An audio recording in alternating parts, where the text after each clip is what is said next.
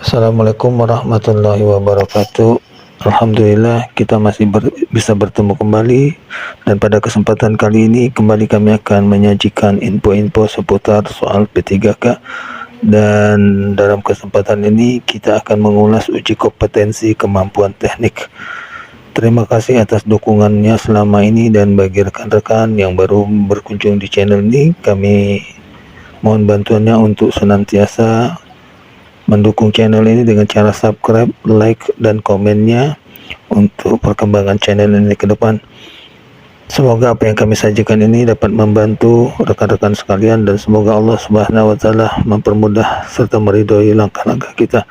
Baiklah, untuk mengawali pembahasan kita kali ini, mari sama-sama kita buka dengan bersama melafazkan lafaz Bismillahirrahmanirrahim. Soal yang pertama, teori yang menyatakan bahwa peserta didik selama kegiatan belajar lebih ditekankan untuk aktif berpikir, menyusun konsep-konsep, serta memberi makna tentang hal-hal yang dipelajari, dan yang paling penting terwujudnya belajar adalah niat peserta didik itu sendiri, merupakan aliran dari teori A. Konstruktivis, B. Behavioristik, C. Humanistik, D. Cybernetik, E. Kognitivistik.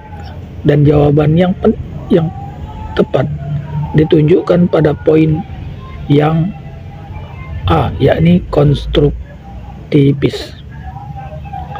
Soal yang berikutnya, pernyataan berikut yang menjelaskan makna istilah kognitif adalah: A. Kemampuan untuk memecahkan masalah, B. Kemampuan berkomunikasi, C. Kemampuan berinteraksi, D. Kemampuan untuk mengintegrasikan diri, E. Kemampuan sosial. Dan jawaban yang tepat untuk soal ini ditunjukkan poin A, yakni kemampuan untuk memecahkan masalah. Soal yang selanjutnya, perkembangan kognitif merupakan salah satu aspek yang penting dalam perkembangan peserta didik. Faktor utama yang mempengaruhi perkembangan kognitif adalah A. Pengasuh dan lingkungan, B. Budaya, C. Kreatif, D. Komunikasi, E. Inspirasi. Dan jawaban yang tepat untuk soal ini ditunjukkan pada poin ke B. Pengasuh dan lingkungan. Soal yang selanjutnya, kemampuan peserta didik untuk membina hubungan dan kemampuan memotivasi diri termasuk kecerdasan: E. Emosional, B. Moral, C. Kognitif, D. Sosial, E. Spiritual. Dan jawaban yang tepat untuk soal ini ditunjukkan pada poin A, yakni emosional. Soal yang selanjutnya, individu memandang apa yang diharapkan oleh keluarga, masyarakat, dan bangsa, serta setia mendukung aturan sosial, bukan hanya untuk ketenangan, tetapi disadari sebagai suatu yang berharga. Perkembangan moral A. Pasca konvensional, B. Konvensional, C. Prakonvensional, D. Interkonvensional, E. Kontravensional. Dan jawaban yang tepat untuk soal ini ditunjukkan pada poin A, yakni pasca konvensional. Soal yang selanjutnya, seorang peserta didik mampu mendengarkan informasi yang disampaikan oleh guru, tetapi pada saat ditanya ia tidak mengerti apa yang ia dengar. Peserta didik tersebut mengalami kesulitan atau gangguan belajar dalam hal A. Gangguan simbolik, B. Kesulitan akademis, C. Gangguan non-simbolik, D. Gangguan sosial, E. Gangguan lingkungan. Dan jawaban yang tepat untuk soal ini ditunjukkan pada poin A, yakni gangguan simbolik. Soal yang selanjutnya, cara yang paling tepat atau cepat dan akurat yang digunakan untuk mengidentifikasi kesulitan belajar peserta didik yang bersumber dari faktor sosial adalah A. Sosiometrik, B. Angket, C. Wawancara, D. Brainstorming, E. Portofolio. Dan jawaban yang tepat untuk soal ini ditunjukkan pada poin A, yakni sosiometri. Soal yang selanjutnya, teori ini memandang belajar sebagai hasil dari pembentukan hubungan antara rangsangan dari luar atau stimulus dan balasan dari siswa atau respons yang dapat diamati. Semakin sering hubungan atau bond antara rangsangan dan balasan terjadi, maka akan semakin kuat hubungan keduanya atau law of excellence. Teori belajar yang dimaksud adalah A. Behaviorisme, B. Cybernetik, C. Konstruktivisme, D. Nativisme, E. Humanistik. Dan jawaban yang tepat untuk soal ini ditunjukkan pada poin A, yakni behaviorisme. Soal yang selanjutnya, di dalam proses pembelajaran, para siswa dihadapkan dengan situasi di mana ia bebas untuk mengumpulkan data, membuat dugaan atau hipotesis, mencoba-coba atau trial and error, mencari dan menemukan keteraturan atau pola, mengeneralisasi atau menyusun rumus beserta bentuk umum, membuktikan benar tidaknya dugaan itu.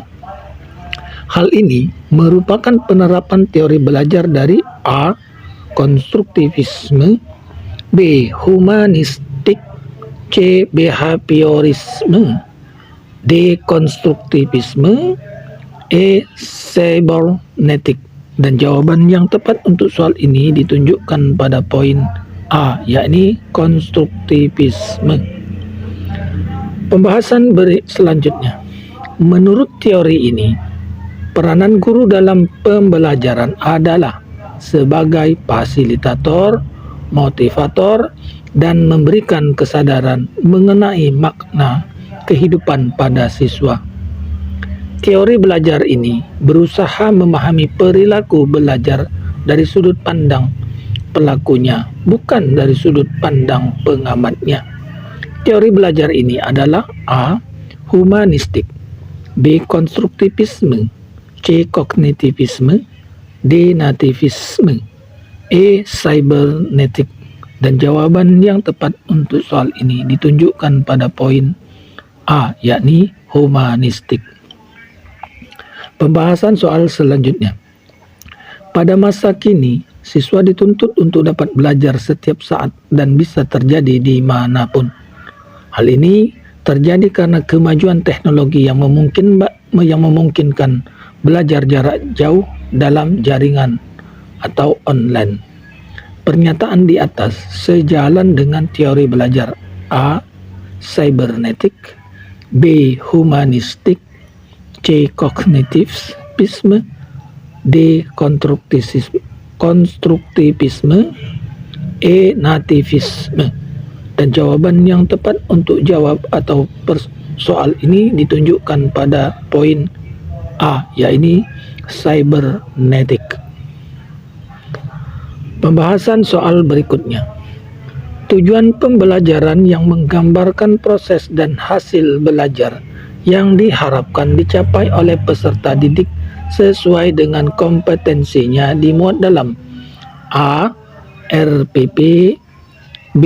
Silabus, C. RPP dan silabus, D. SKL, E. Prota. Dan jawaban yang tepat dari pertanyaan ini ditunjukkan pada poin A, yakni RPP. Soal berikutnya. Komponen rancangan pelaksanaan pembelajaran terdiri dari A. Identitas kompetensi inti, kompetensi dasar, indikator, tujuan pembelajaran, materi, metode, media pembelajaran, sumber belajar, langkah-langkah pembelajaran, dan evaluasi. B. Identitas kompetensi inti, kompetensi dasar, tujuan pembelajaran, indikator, materi, metode, media pembelajaran, sumber belajar, langkah-langkah pembelajaran, evaluasi. C. Identitas kompetensi inti, kompetensi dasar, indikator, tujuan pembelajaran, materi, metode sumber belajar, media pembelajaran, langkah-langkah pembelajaran, dan evaluasi. D. Identitas kompetensi inti, kompetensi dasar, indikator, tujuan pembelajaran, materi, metode, media pembelajaran, sumber belajar, evaluasi, langkah-langkah pembelajaran. E. Identitas kompetensi inti, kompetensi dasar, indikator, tujuan pembelajaran, materi, metode, media pembelajaran, sumber belajar, evaluasi, langkah-langkah pembelajaran. Dan jawaban yang tepat untuk soal ini ditunjukkan pada poin A, yakni identitas kompetensi inti, kompetensi dasar, indikator tujuan pembelajaran, metode, materi, media pembelajaran, sumber belajar, langkah-langkah pembelajaran, dan evaluasi. Soal selanjutnya. Menurut Piaget, periode perkembangan operasi konkret pada siswa usia peserta didik antara 7 sampai 12 tahun. Dengan demikian, proses pembelajaran di kelas harus lebih menekankan A. Penggunaan media, alat peraga termasuk sumber belajar. B. Pemberian tugas yang terstruktur. C. Penggunaan metode bervariasi. D. Penggunaan metode acak. E. Menekankan berpikir kritis dan pemecahan masalah. Dan jawaban yang tepat untuk soal ini ditunjukkan pada poin A, yakni penggunaan media, alat peraga termasuk sumber belajar. Soal yang berikutnya. Benjamin S. Bloom mengembangkan ranah kognitif dengan urutan berikut. A. Ingatan, pemahaman, aplikasi, analisis, sintetis, dan evaluasi. B. Ingatan, pemahaman, analisis, aplikasi, sintesis, dan evaluasi. C. Ingatan, pemahaman, sintetis, aplikasi, analisis, dan evaluasi. D. Ingatan, pemahaman, analisis, aplikasi, evaluasi, dan sintesis. E. Ingatan, pemahaman, aplikasi, analisis, evaluasi, dan sintesis. Dan jawaban yang tepat untuk soal ini ditunjukkan pada poin A, yaitu ingatan, pemahaman, aplikasi, analisis, sintesis, dan evaluasi. Soal yang selanjutnya. Taksonomi Anderson dan Krathwohl menyempurnakan taksonomi Benjamin S. Bloom. Mengembangkan ranah kognitif dengan urutan sebagai berikut. A. Ingatan, pemahaman, aplikasi, analisis, evaluasi, dan mencipta. B. Ingatan, pemahaman, aplikasi, analisis, sintesis. C. Ingatan, pemahaman, sintesis, aplikasi, analisis, dan evaluasi. D. Ingatan, pemahaman, analisis, aplikasi, sintesis, dan evaluasi. E. Ingatan, pemahaman, aplikasi, analisis, evaluasi. Dan jawaban yang tepat untuk soal ini ditunjukkan pada poin A, yakni ingatan, pemahaman, aplikasi, analisis, dan mencipta. Soal yang selanjutnya. Model pembelajaran yang mempunyai keunggulan antara lain berpikir dan bertindak kreatif, memecahkan masalah yang dihadapi secara realistis, merangsang perkembangan kemajuan berpikir siswa untuk menyelesaikan masalah yang dihadapi dengan tepat adalah A. Problem solving, B. Inquiry, C. Role playing, D. Picture and picture, E. Discovery. Dan jawaban yang tepat untuk soal ini ditunjukkan pada poin A, yakni problem solving. Pembahasan berikutnya. Faktor yang penting dipertimbangkan guru dalam melaksanakan diskusi pemecahan masalah proses pembelajaran adalah A. Rumusan masalah yang harus didiskusikan, B. Waktu yang tersedia untuk melaksanakan diskusi, C. Jumlah peserta didik yang mengikuti pembelajaran, D. Motivasi belajar siswa, E. Semuanya benar. Dan jawaban yang tepat untuk soal ini ditunjukkan pada poin A, yakni rumusan masalah yang harus didiskusikan. Soal yang selanjutnya. Prinsip sistematis sebagai salah satu prinsip pengembangan silabus. Artinya, A. Cakupan indikator, materi pokok atau pembelajaran, pengalaman belajar, sumber belajar, dan sistem penilaian cukup untuk menunjang pencapaian kompetensi dasar. B.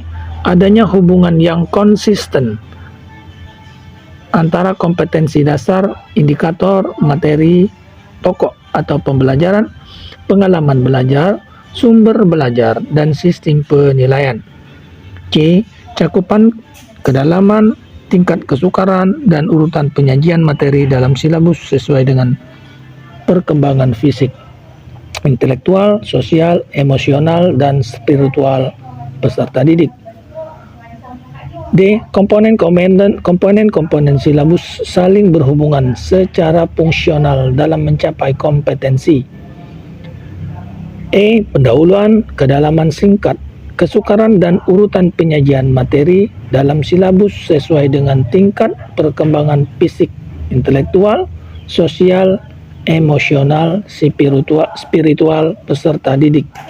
Dan jawaban yang tepat untuk soal ini ditunjukkan pada poin A, yaitu cakupan indikator, materi pokok atau pembelajaran, pengalaman belajar, sumber belajar, dan sistem penilaian cukup untuk menunjang pencapaian kompetensi dasar. Soal yang berikutnya. Fungsi indikator dijadikan sebagai penanda dalam A. Pencapaian kompetensi dasar, B. Pencapaian standar kompetensi, C. Pencapaian tujuan pembelajaran, D. Pencapaian standar kelulusan, E. Pencapaian kelulusan belajar. Dan jawaban yang tepat untuk soal ini ditunjukkan pada poin A, yakni pencapaian kompetensi dasar.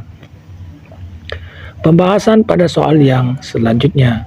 Untuk menentukan tingkat lanjutan pembelajaran, tindakan yang perlu dilakukan guru adalah A. Memilih waktu yang tepat untuk melaksanakan program tindak lanjut, B. Menambah bahan pelajaran baru, C. Mengetahui jumlah siswa yang tidak akan mengikuti program tindak lanjut, D. Menambah peralatan baru. E. Menilai tingkat pencapaian hasil belajar siswa. Dan jawaban yang tepat untuk soal ini ditunjukkan pada poin A, yakni memilih waktu yang tepat untuk melaksanakan program tindak lanjut. Soal yang selanjutnya, instrumen yang digunakan untuk menilai perilaku siswa dalam proses pembelajaran adalah pedoman proses. Ulangi, A. Pedoman observasi, B. Kuesioner, C. Pedoman wawancara, D. Tes hasil belajar, E. Tes tertulis. Dan jawaban yang tepat untuk soal ini ditunjukkan pada poin A, yakni pedoman observasi. Soal yang selanjutnya, salah satu prinsip dalam penilaian hasil belajar peserta didik adalah penilaian harus terpadu. Artinya, A. Penilaian harus berkesinambungan oleh pendidik untuk semua aspek kompetensi. B. Penilaian merupakan bagian yang tak terpisahkan dari kegiatan pembelajaran. C. Penilaian berdasarkan kriteria yang jelas tentang kompetensi yang harus dicapai. D. Penilaian berdasarkan data yang mencerminkan kemampuan yang harus diukur. E. Penilaian merupakan seluruh yang tak terpisahkan dari kegiatan pembelajaran. Dan jawaban yang tepat untuk soal ini ditunjukkan pada poin A, yakni penilaian harus berkesinambungan oleh pendidik untuk semua aspek kompetensi. Pembahasan soal yang selanjutnya, pendekatan tes yang berusaha menafsirkan hasil tes yang diperoleh siswa dengan membandingkannya dengan patokan telah ditetapkan sebelum hasil tes itu sendiri diperoleh, dan bahkan sebelum kegiatan pengajaran dilakukan. Patokan yang akan dipergunakan untuk menentukan batas ketulusan atau batas kelulusan itu telah ditetapkan. Dinamakan A. Penilaian acuan patokan, B. Penilaian acuan norma, C. Penilaian tuntas, D. Penilaian berkelanjutan, E. Penilaian minimal. Dan jawaban yang tepat untuk pertanyaan berikut ini ditunjukkan pada poin A, yakni penilaian acuan patokan. Pembahasan soal berikutnya, penilaian yang didasarkan pada data yang mencerminkan kemampuan yang diukur. Hal tersebut merupakan prinsip penilaian yang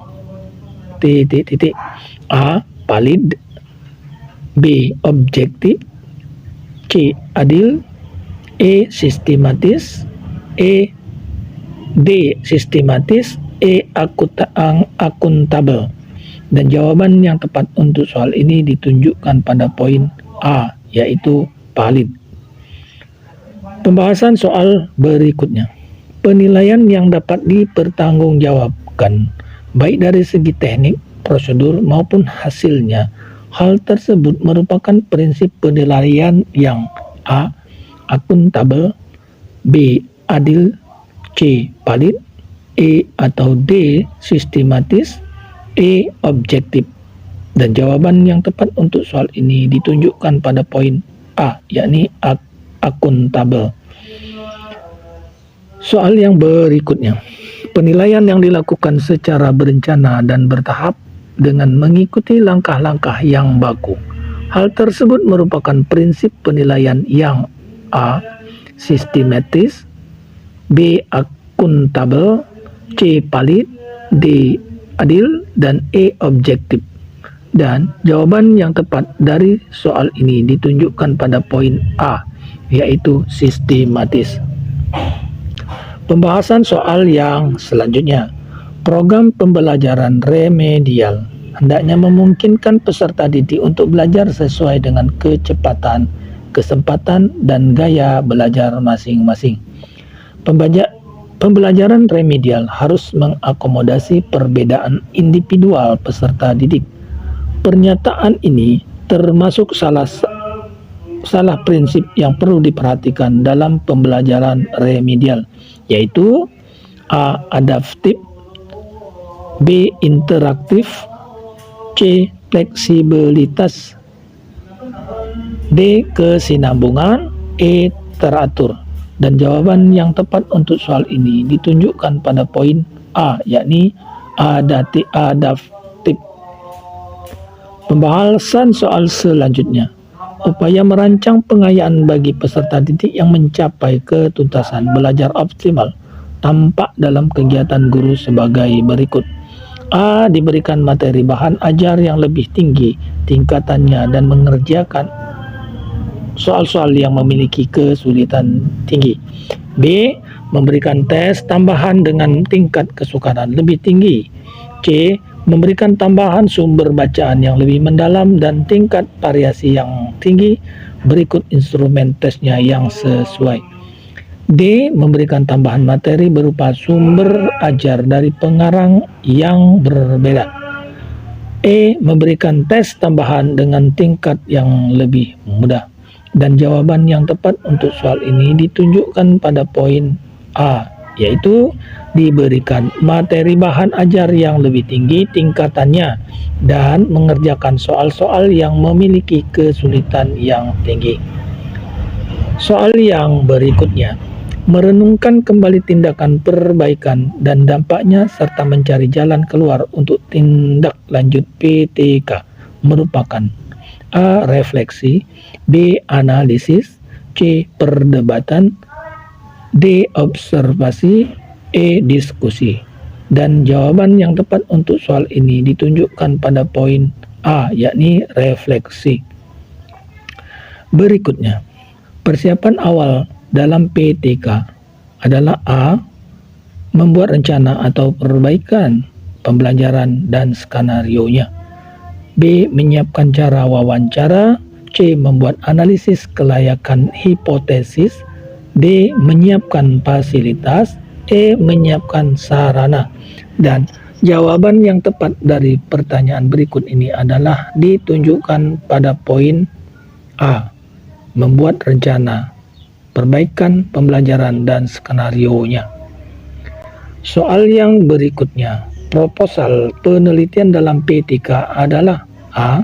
Perencanaan sistematis untuk melaksanakan PTK. B. Uraian tentang komponen-komponen yang harus dilakukan oleh guru. C. Uraian proyek penelitian pendidikan. D. Usulan untuk mendapatkan waktu penelitian.